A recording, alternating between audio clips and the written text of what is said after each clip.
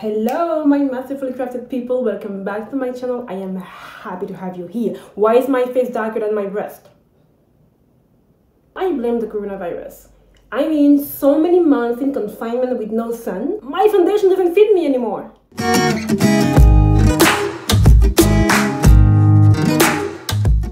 After my last video talking about abuse and neglect and spoiled love and soiled love and fake love and all kind of love that you don't want to receive, I figured it made sense to us to talk about forgiveness, because we gotta forgive the people that hurt us, because we want the people that we hurt to forgive us, or at least that's what I want. Anywho, let's dive in. I have a story that I want to tell you guys. If you are close to me, then you have already heard that story more times than you wanted to, okay? My sister is probably going to roll her eyes and be like, oh my god, I cannot believe she's going to tell that story again. But it has a lot to do, well, not a lot to do, it has a little to do with forgiveness. So I figured I'm going to tell the story again. When I was 8 years old, I went to one of my cousin's birthday party. He had a lot of friends there, some of our other cousins were there, and all of a sudden walked in a boy. He was perfection. When I say perfection, I mean Steve Urkel type. He had everything, the glasses, the orange shirt, everything that you can imagine. And I fell, girl, I fell hard at 8 years old, right? For some reason that I still don't understand today, one of my cousins, or maybe two of them, thought it will be interesting or funny or I don't even know what, to go and see that boy and say, Samantha likes you, she really would like to dance with you. So you will never imagine what Gabby said. He turned to me and he said, I'm sorry, but I don't dance with ugly girls. Till this day, I still have no idea how I'm supposed to recover from that. You don't dance with ugly girls? What does that? I was 8 years old. 8 freaking years old. Oh my god, I have never cried so much in my life. I ran to the bathroom and I just started crying. And my cousins, they were boys, they got mad, right? So they went to see Gabby and they were like, listen, you just made our sister cry. Who do you think you are? You can't just come to my party and make my sister cry. So you're gonna go and apologize to my sister and tell her that she's not ugly, right? Super embarrassing. What could go wrong? So I'm in the bathroom. My eyes are red and puffy, kind of like right now. I'm in front of the mirror and I'm just trying to dry my tears. And I can see, I remember like it was yesterday, I could see his reflection on the mirror, and he came from behind me and he said, oh, I'm sorry, stop crying, poor baby.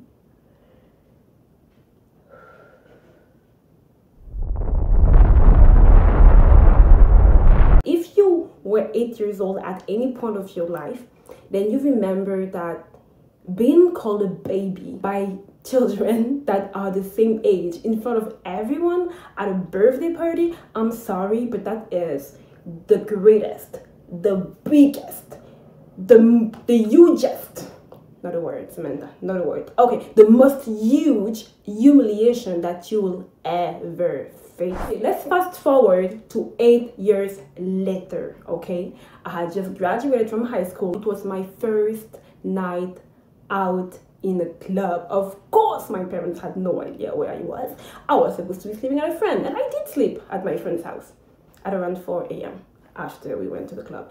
Anywho, I'm 16 years old, okay? Now I got breasts, okay?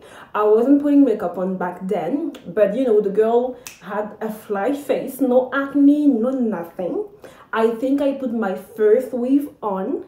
I had this little white jeans. They were like, they were so, you know, they were curvy like, and I had a bit of curve. I have a little, I got a nice butt. I got a nice round butt. I'm not gonna talk about my butt on YouTube. Okay, I'm with my friends, I'm chilling, and Gabby walks over me and he's looking at me like, oh damn, Samantha, you all grown up, right?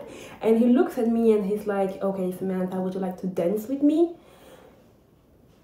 Girl, I don't need to tell you. I don't need to tell you that I turn around. Oh my god, with so much cried. I was, oh my god, I was feeling myself. I was Nicki Minaj and Beyonce at the same time. I turned around to him and I was like, I'm sorry, but I don't dance with ugly boys. Girl, that was the moment of my life. A revenge that took me 8 freaking years. 8 years together. That's how I'm committed. And he only told me that I was ugly. Imagine if he had done something else to me. The guy will be dead right now. Like, I'm not even playing. Like, that's how petty I can get. 8 years, that's a long time. That's a long time to hold on to a grudge. That's a long time to hate someone. That's a long time to be feeling bad or feeling diminished or feeling ugly because someone told you that you were. I love to begin with a definition so we know what we're talking about. Okay, so I pick my favorite dictionary. I'm kidding, it's not my favorite, but it's free. They say that forgiveness is the act of forgiving. That was enlightening.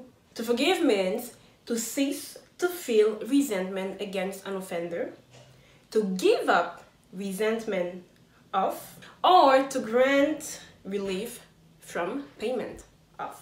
To cease, to give up, to grant. And those are action verbs. Those are dynamic verbs. Forgiveness is something that we can do. Blah, blah, blah, blah, blah, and I'm gonna let time. Time ain't gonna do ish for you.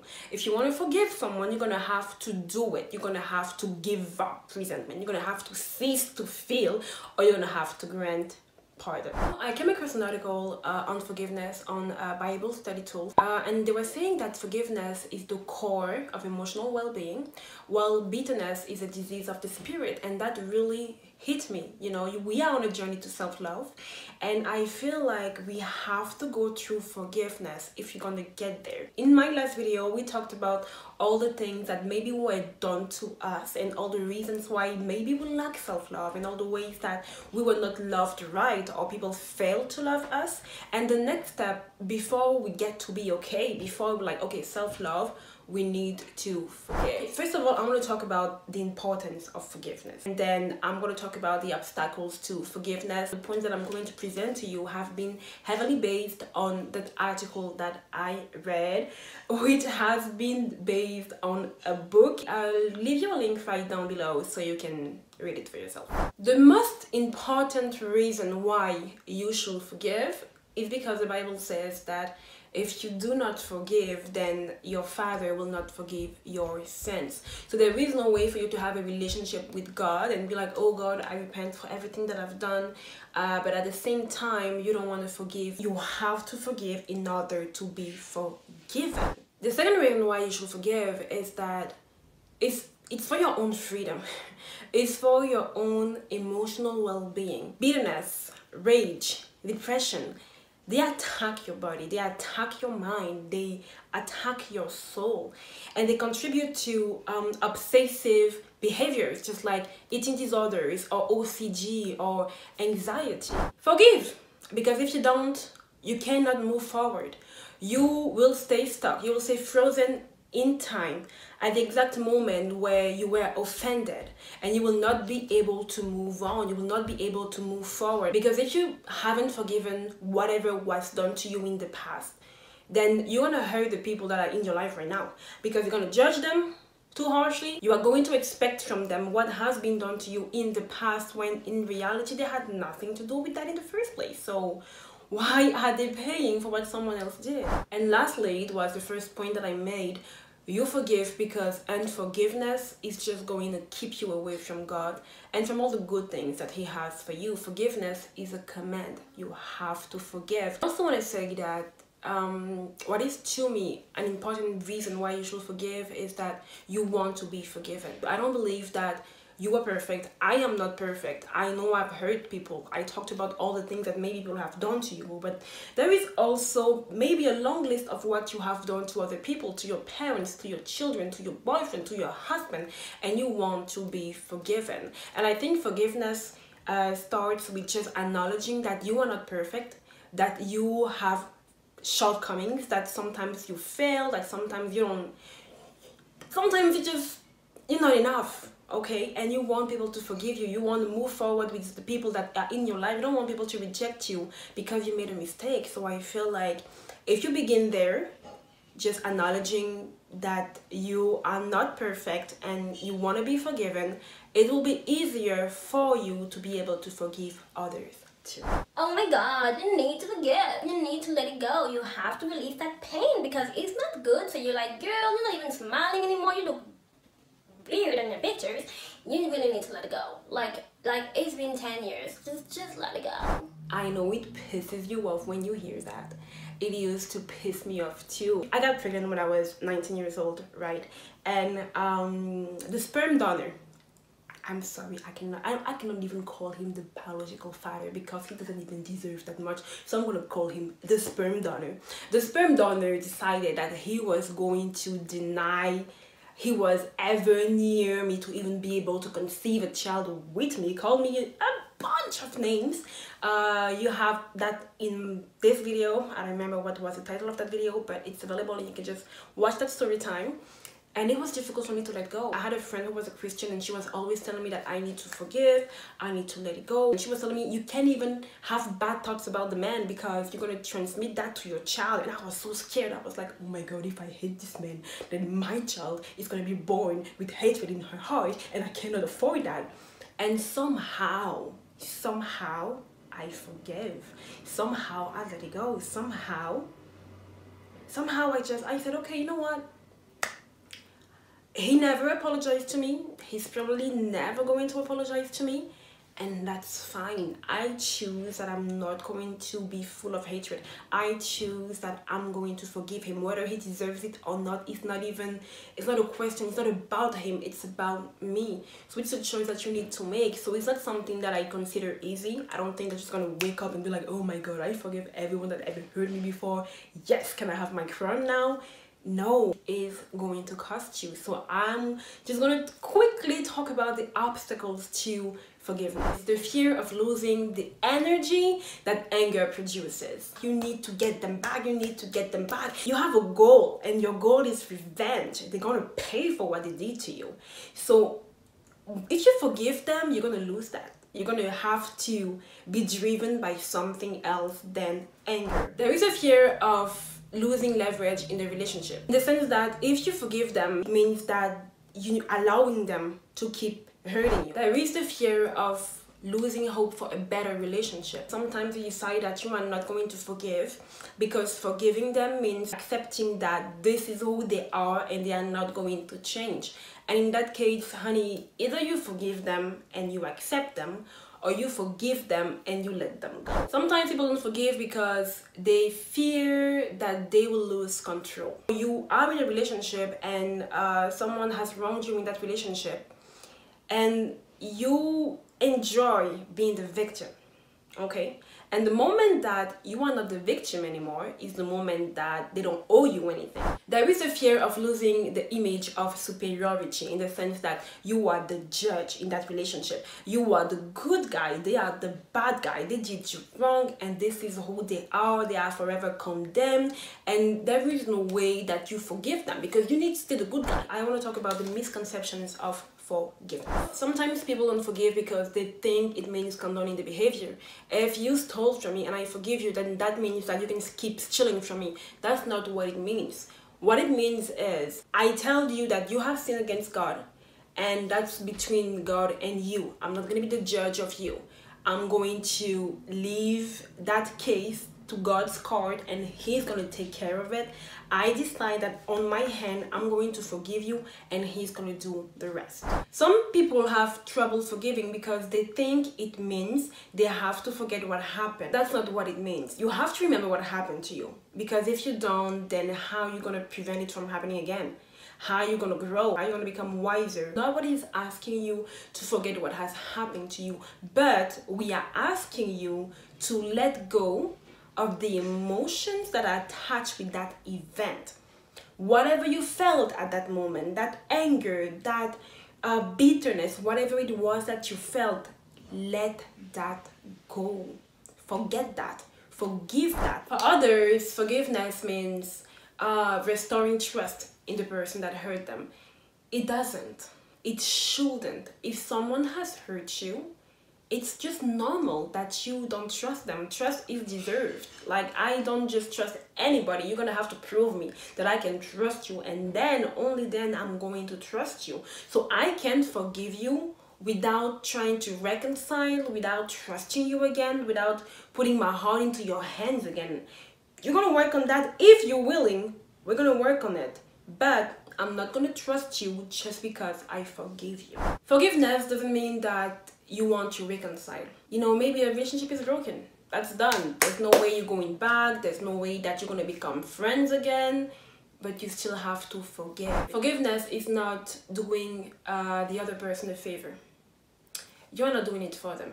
It doesn't matter if they apologize or if they don't. There are a lot of people that never apologize to me, and I have forgiven them. There are a lot of people I never apologize to them face to face.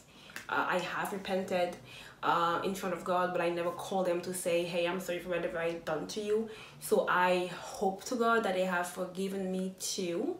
But it shouldn't matter. You shouldn't wait for someone to pick up the phone and apologize, because some I'm not going to. And sometimes there are people that you have an ongoing relationship with, like your husband is not always going to apologize for every time that he does you wrong, and you're gonna have to forgive him. If you want to have a healthy marriage, you're gonna have to forgive him. Forgiveness is not easy. I am not telling you that it is. It takes time, it takes work, it takes effort, it takes guts, it takes strength. Most importantly, forgiveness is not impossible. You know, whether it's that someone called you ugly when you were 8 years old, whether it was someone close to you that you trusted abusing you, whether it was physically, emotionally, financially, whether it was a friend betraying you, it doesn't matter how small or how big the offense was. What matters is how much it hurts you. Forgiving is not impossible, and I guess that's why I wanted to bring to you today, is that with God you can forgive anything and you can forgive anyone. So if you don't think you have to strength, if you think it's just too much, if you think they don't deserve it, if you think this, if you think that, just remember that you can go to God and be like, okay, listen, God, I don't think they deserve that I forgive them, but at the same time, I didn't deserve your son dying for me. So I know that you have a heart that is so big and so capable of loving and of forgiving. So I'm just gonna ask you to pour a little of that into me so that I can let go and I can break free. Thank you for watching, guys. Don't forget to subscribe to my channel, ring that notification button so you will know every time that I post a video. I have posted a video which is a love letter from God, and the link is just right there. I would love for you to hear it because it's something that I was inspired to write, and I just feel like, you know, you need to hear it. Follow my Instagram account. I am Masterfully Crafted. I keep posting motivational posts and encouraging posts and all kind of posts there, and I will be happy to have you in the family. Until next time, keep safe and guard your hearts.